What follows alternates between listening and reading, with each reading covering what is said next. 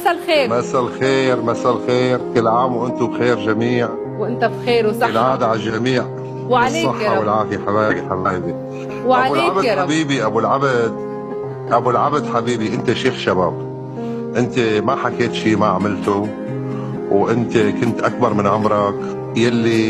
يلي عملته أبي ما حدا عمله بيك على كافة الأصعدة اللي أنا بعرفها، يلي أنا لامسها، وما ضاع فيك شيء أبدا أبي، وأنت بتستاهل حبيبي. إن شاء الله كل سنة وأنت سالم، والسنة هاي الجديدة بتكون خير وفرح عليك يا رب، وبتتهنى بحياتك يا حبيبي. تحية كبيرة لهالكلام الحلو، الله يخليكم لبعض ويخليك فوق راسه. تسلم يا رب. تسلم. ابو عبدو، شو بيشبهك اكثر شيء فيه الشامي؟ شو اخذ منك اكثر شيء صفة اخذها منك؟ رجال.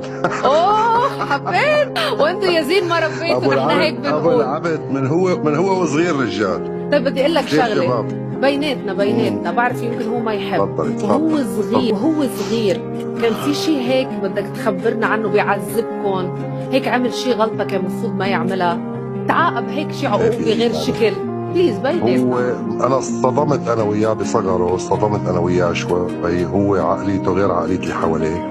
هو عنده شيء بشوف شيء برات الصندوق. ما يعني انا باول فتره ما كنت مستوعبه. يعني هو اكبر من عمره، بيعمل شغلات يعني الناس ما مو شايفتها.